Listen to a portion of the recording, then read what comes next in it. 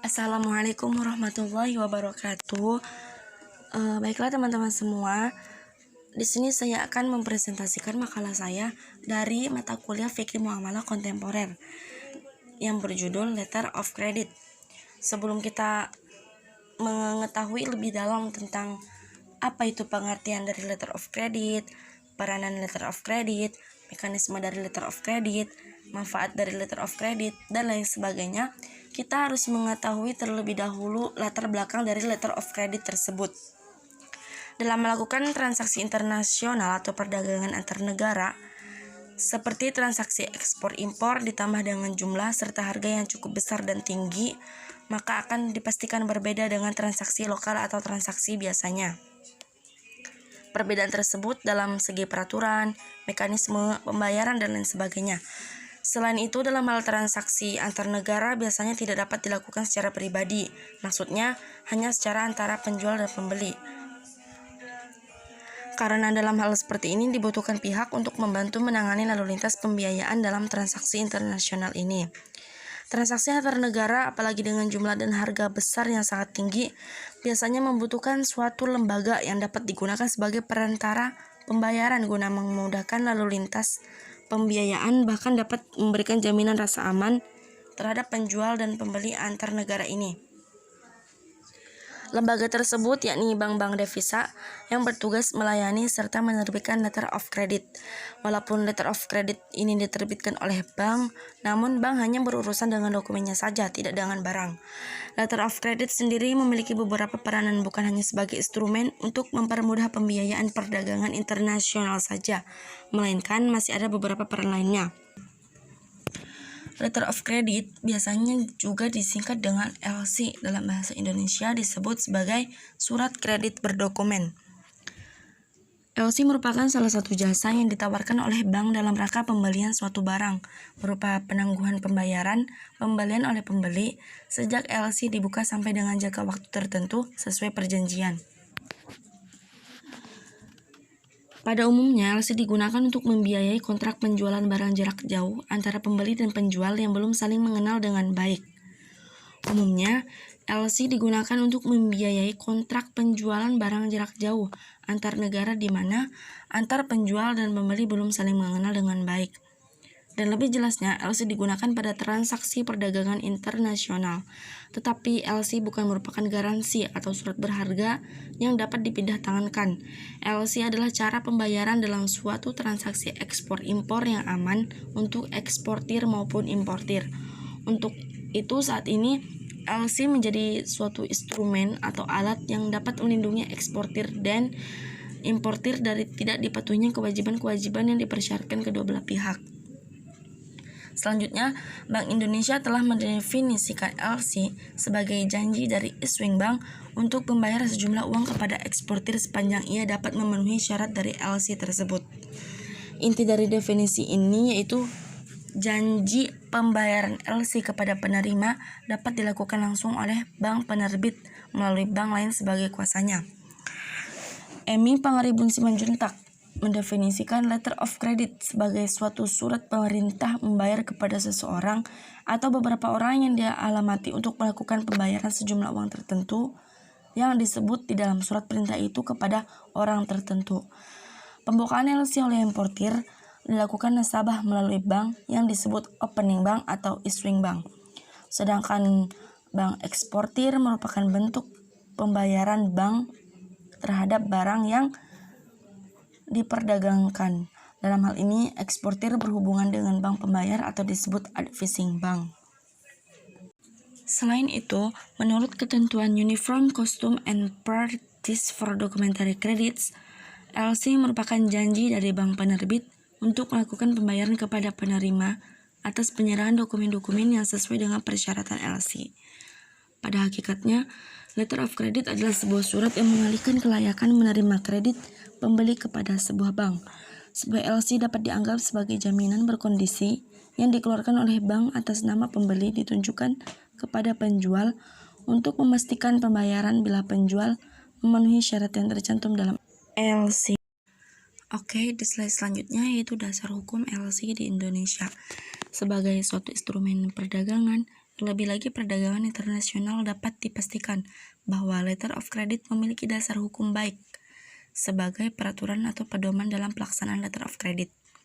Dasar hukum LC di Indonesia yang pertama yaitu Peraturan Pemerintah Tahun Nomor 1 Tahun 1982 tentang pelaksanaan ekspor impor dan lalu lintas devisa.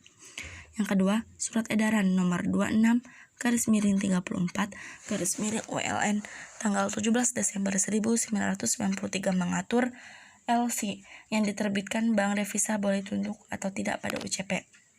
Dan yang terakhir, undang-undang, peraturan, instruksi maupun ketetapan lainnya yang sudah diterbitkan. Dan letter of credit syariah juga dibagi menjadi dua. Yang pertama itu letter of credit impor syariah dan yang kedua letter of credit ekspor syariah. Selanjutnya yaitu peranan letter of credit. Dalam perdagangan internasional, LC memiliki beberapa peranan, yaitu yang pertama, memudahkan pelunasan pembayaran transaksi ekspor. Yang kedua, mengamankan dana yang disediakan importir untuk membayar barang impor. Dan yang ketiga, menjamin kelengkapan dokumen pengapalan. Ekspor dan impor terpisah baik secara geografis maupun geopolitik. Bahkan secara pribadi, antara eksportir dan importir saling tidak mengenal. LC dibuka oleh importir untuk memberikan jaminan kepada eksportir. Begitu juga sebaliknya. Importir membuka LC juga sebagai jaminan untuk memperoleh pengapalan barang secara utuh sesuai dengan yang diinginkannya. Sedangkan dan LC tersebut tidak akan dicairkan tanpa penyerahan dokumen pengapalan. Adapun pihak terkait dalam pembukaan LC. Dalam pelaksanaannya, LC melibatkan beberapa pihak yang terkait dalam penerbitan. Ditinjau dari segi hukum, hubungan masing-masing pihak yang terkait dari transaksi tersebut meliputi hubungan-hubungan yang akan dijelaskan berikut ini. Yang pertama itu aplikan, yang kedua beneficiary, yang ketiga opening atau issuing bank, yang keempat advising bank, dan yang kelima negotiating bank, dan yang terakhir confirming bank.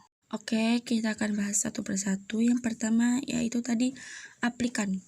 Aplikan atau pemohon adalah pihak yang meminta dan memerintahkan kepada bank untuk membuka LC untuk keuntungan penerima. Yang kedua, beneficiary atau penerima adalah penjual atau eksportir yang diberi hak untuk menarik sejumlah uang yang tertera dalam LC dengan memenuhi semua persyaratan yang diminta atau pihak yang mendapatkan manfaatnya dari terbitnya LC. Yang ketiga itu opening atau issuing bank, yaitu bank yang membuka LC untuk kepentingan beneficiary.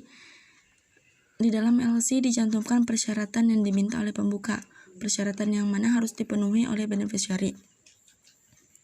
Yang selanjutnya itu advising bank, adalah bank yang menerima dan meneruskan LC kepada beneficiary atau bank lain yang dituju dalam LC. Selanjutnya itu negotiating bank, bank yang mengambil alih dokumen yang dipersyaratkan dalam LC. Menegosiasi atau mengambil alih adalah membayar terlebih dahulu kepada beneficiary atas dokumen yang diisyaratkan dalam LC dan kemudian menagih kepada bank pembuka LC dengan mengirimkan dokumen yang telah diambil alih. Yang terakhir itu confirming bank, adalah bank yang ikut menjamin suatu LC atas permintaan atau otorisasi dari issuing bank. Adapun keuntungan LC dibagi menjadi dua, yaitu keuntungan bagi eksportir dan keuntungan bagi importir. Yang pertama kita akan bahas mengenai terlebih dahulu tentang keuntungan bagi eksportir, yaitu kepastian pembayaran dana menghindari risiko, penguatan dokumen dapat langsung dilakukan, biaya yang dipungut bank untuk negosiasi dokumen relatif kecil bila ada LC. Terus juga eksportir atau penjual akan menerima pembayaran atas penyerahan barang dengan pasti sesuai dengan syarat-syarat dalam LC. Terhindar dari risiko pembatasan transfer valuta. Dan yang terakhir, kemungkinan memperoleh uang muka atau kredit tanpa bunga. Terus selanjutnya itu keuntungan bagi impor. Yang pertama, eksportir menjadi percaya bahwa barang yang dikirim pasti akan dibayar. Terus juga importir atau pembeli akan menerima barang dengan membayar dengan harga pasti sesuai dengan syarat-syarat di dalam LC. LC merupakan jaminan bagi importir bahwa dokumen atas barang yang dipesan akan diterimanya dalam keadaan lengkap dan utuh karena diteliti oleh bank yang sudah mempunyai keahlian dalam hal itu. Terus yang terakhir, importir dapat mencantumkan syarat-syarat untuk pengamanan yang pasti akan dipatuhi eksportir agar dapat menarik uang dari LC yang tersedia. Selanjutnya yaitu jenis dan bentuk letter of credit.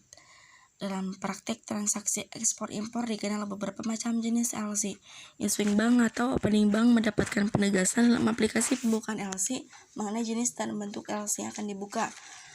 Jenis dalam bentuk LC itu ada 15, yaitu yang pertama reversible LC, yang kedua confirmed irreversible LC, yang ketiga confirmed irreversible LC, yang keempat stick payment LC, yang kelima unsense LC, yang keenam restricted LC, yang ketujuh unrestricted LC, yang kedelapan assignment LC, yang kesembilan clean LC, yang ke-10 negotiation LC, yang ke-11 transferable LC, yang ke-12 back-to-back LC, yang ke-13 revolving LC, yang ke-14 standby LC, dan yang ke-15 yaitu red close LC. Dan adapun tujuan dari LC yaitu untuk membiayai transaksi perdagangan internasional, tetapi bukan merupakan garansi atau surat berharga yang dapat dipindah tangankan. Oke teman-teman, selain menjelaskan tentang letter of credit, saya juga akan menjelaskan tentang pariwisata syariah, di mana secara sederhana pariwisata syariah bisa didefinisikan sebagai suatu kegiatan wisata yang didukung dengan berbagai fasilitas serta layanan yang sesuai dengan prinsip syariah. Dan adapun tujuan pariwisata syariah ini, yaitu tujuannya meningkatkan kunjungan wisatawan dalam maupun luar negeri untuk mengunjungi berbagai destinasi maupun atraksi pariwisata yang memiliki nilai-nilai Islami yang tersebar di seluruh Indonesia. Kolner dan Ricci 2006 mendefinisikan kebijakan pariwisata sebagai regulasi, aturan, pedoman, arahan, tujuan pengembangan atau promosi, serta keputusan individu dan kelompok yang secara langsung mempengaruhi pembangunan pariwisata serta kegiatan jangka panjang dan aktivitas sehari-hari yang berlangsung di tempat. Baiklah teman-teman, sekian presentasi dari saya, dan silakan jika teman-teman mau bertanya, silakan tulis di kolom komentar. Sekian dari saya, mohon maaf apabila ada kata-kata yang salah. Assalamualaikum warahmatullahi wabarakatuh.